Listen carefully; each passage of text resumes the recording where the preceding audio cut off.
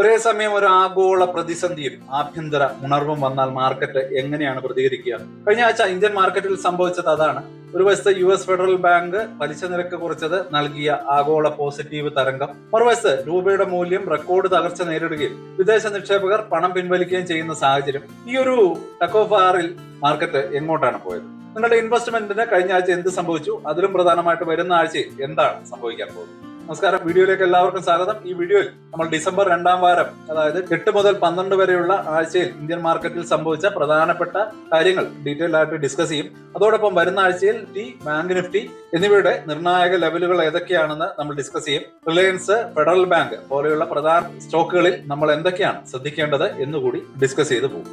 Welcome to the eye opener video of Dhanam smart savings and investment solution. Welcome to the weekly round up. ആദ്യമായിട്ട് നമുക്ക് കഴിഞ്ഞ ആഴ്ച എന്താണ് സംഭവിച്ചത് എന്നുള്ളത് പറഞ്ഞു പോകാം.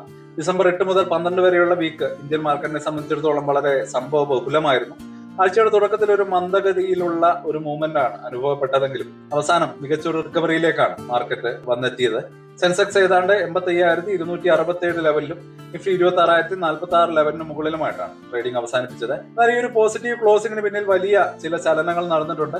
നമുക്ക് അതിലേക്ക് കിടക്കാം. ഈ ആഴ്ചയിലെ ഏറ്റവും പ്രധാനപ്പെട്ട ആഗോള സംഭവം US ഫെഡറൽ റിസർവ് പലിശ നിരക്ക് 25 ബേസിക് പോയിന്റ് കുറച്ചു എന്നുള്ളതാണ്. ഇത് ഇന്ത്യൻ മാർക്കറ്റ് ഉൾപ്പെടെയുള്ള ആഗോള വിപണികൾക്ക് വലിയൊരു ഉത്തേജനം നൽകി.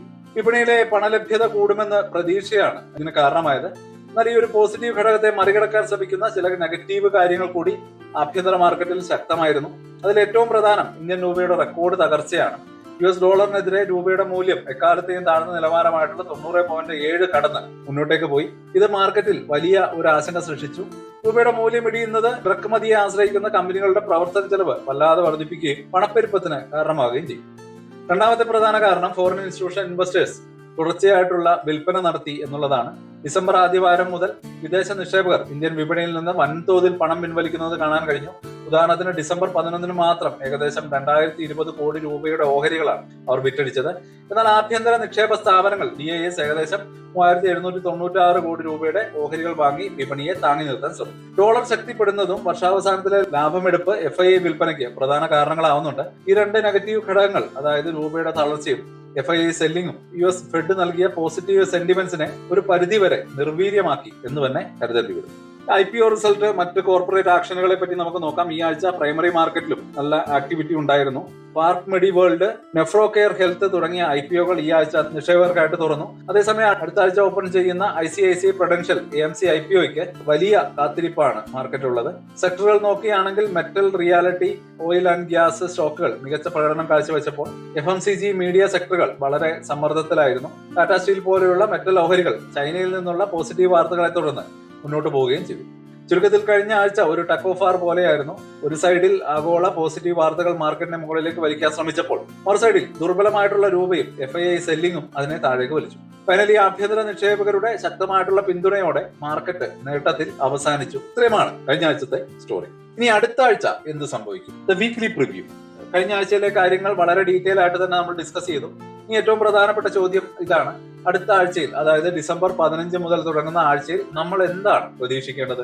ഏതൊക്കെ ലെവലുകളാണ് വളരെ നിർണായകമായിട്ടുള്ളത്? ആദ്യമായിട്ട് നമുക്ക് നിഫ്റ്റി 50 തന്നെ അനലൈസ് ചെയ്യാം. നിഫ്റ്റി ഇപ്പോൾ 26,046 എന്ന നിർണായക ലെവലിലാണ് ട്രേഡിംഗ് നടത്തുന്നത്. കഴിഞ്ഞ ആഴ്ച 25,700 എന്ന സപ്പോർട്ട് ലെവലിൽ നിന്ന് നിഫ്റ്റി ശക്തമായിട്ട് ബൗൺസ് ചെയ്യുന്നത് നമ്മൾ കണ്ടു. അതുകൊണ്ട് തന്നെ വരുന്ന ആഴ്ചയിലെ ഏറ്റവും പ്രധാനപ്പെട്ട സപ്പോർട്ട് ലെവൽ 25,900, അതിന് താഴെ 25,700 നമുക്ക് ഫിക്സ് ചെയ്യാം. ഈ ലെവലുകൾക്ക് താഴെ നിഫ്റ്റി ക്ലോസ് ചെയ്യുകയാണെങ്കിൽ കൂടുതൽ തിരുത്തലിനുള്ള സാധ്യതകളുണ്ട്.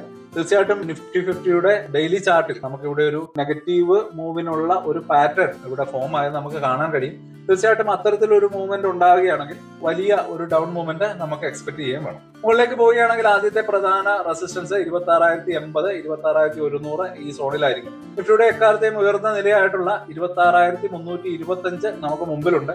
ഒരു പുതിയ റാലിക്കുള്ള സാധ്യത അതിനുശേഷം മാത്രമേ തുറക്കുകയുള്ളൂ. അതുവരെ മാർക്കറ്റ് ഈ പറഞ്ഞ സപ്പോർട്ട് റെസിസ്റ്റൻസ് ലെവലുകൾക്കിടയിൽ തുടരാനാണ് സാധ്യത. ബാങ്ക് നിഫ്റ്റി അനലൈസ് ചെയ്യുകയാണെങ്കിൽ മാർക്കറ്റിന്റെ മുന്നോട്ടുള്ള ദിശയിൽ ബാങ്ക് നിഫ്റ്റിയുടെ പ്രകടനം വളരെ നിർണായകമാണ്. കഴിഞ്ഞ ആഴ്ചയുടെ അവസാനത്തിൽ ബാങ്ക് നിഫ്റ്റി 59,389 ലെവലിലാണ് ക്ലോസ് ചെയ്തത്. വരുന്ന ആഴ്ചയിൽ ബാങ്ക് നിഫ്റ്റിയുടെ പ്രധാന സപ്പോർട്ട് ലെവൽ 59,130, 58,800 ഈ രണ്ട് സോണുകൾക്കിടയിലാണ്.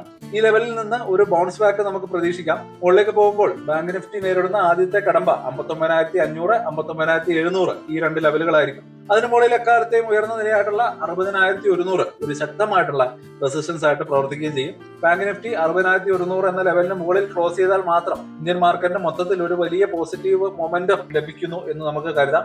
അത് തീർച്ചയായിട്ടും നിഫ്റ്റിയെ പുതിയ ഉയരങ്ങളിലേക്ക് നയിക്കാനും ഒരു കാരണമായേക്കും. പക്ഷെ എന്നിരുന്നാലും ആ ഒരു പോയിന്റിൽ എത്തുന്നത് വരെ നമുക്ക് കാത്തിരിക്കേണ്ടി വരും. ഇനി അടുത്ത ആഴ്ചയിൽ ശ്രദ്ധിക്കേണ്ട രണ്ട് പ്രധാനപ്പെട്ട സ്റ്റോക്കുകളെ കുറിച്ച് നമുക്ക് സംസാരിക്കാം. ഒന്ന് മാർക്കറ്റിലെ വളരെ അധികായനായിട്ടുള്ള റിലയൻസ് ഇൻഡസ്ട്രീസ് ആണ്. രണ്ടാമത് നമ്മുടെ കേരളത്തിൽ നിന്നുള്ള ഫെഡറൽ ബാങ്ക് ആണ്. കഴിഞ്ഞ ആഴ്ചയിലെ ഫ്ലക്ച്വേഷനുകൾക്കിടയിലും നിഫ്റ്റിയെ താങ്ങി നിർത്തിയ ഒരു പ്രധാന സ്റ്റോക്കുകളിൽ ഒന്നാണ് റിലയൻസ്. റിലയൻസ് ഇപ്പോൾ ഏകദേശം 1556 രൂപ ലെവലിലാണ് ട്രേഡ് ചെയ്യുന്നത്. റിലയൻസിനെ സംബന്ധിച്ചിടത്തോളം 1540, 1545 രൂപ ഒരു പ്രധാന സപ്പോർട്ട് ലെവലാണ്. ഈ ലെവലിന് മുകളിൽ നിൽക്കുന്നിടത്തോളം കാലം റിലയൻസിൽ ഒരു പോസിറ്റീവ് ട്രെൻഡ് നമുക്ക് പ്രതീക്ഷിക്കാം. മുകളിലേക്ക് 1580 രൂപയും കടന്ന് 1600 രൂപയിലേക്ക് എത്തുകയാണെങ്കിൽ ഒരു പ്രധാന റെസിസ്റ്റൻസ് ലെവലിലേക്ക് എത്തി എന്ന് നമുക്ക് മനസ്സിലാക്കാം. റിലയൻസിന്റെ പ്രകടനം നിഫ്റ്റിയുടെ ഗതിയെ കാര്യമായിട്ട് സ്വാധീനിക്കും. അതുകൊണ്ട് തന്നെ ഈ ഒരു സ്റ്റോക്ക് എല്ലാവരുടെയും വാച്ച് ലിസ്റ്റിൽ ഉണ്ടായിരിക്കണം. രണ്ടാമതായിട്ട് ഫെഡറൽ ബാങ്ക് ആണ്. കഴിഞ്ഞ കുറച്ചു കാലമായിട്ട് മികച്ച പ്രകടനമാണ് ബാങ്ക് കാഴ്ചവെക്കുന്നത്.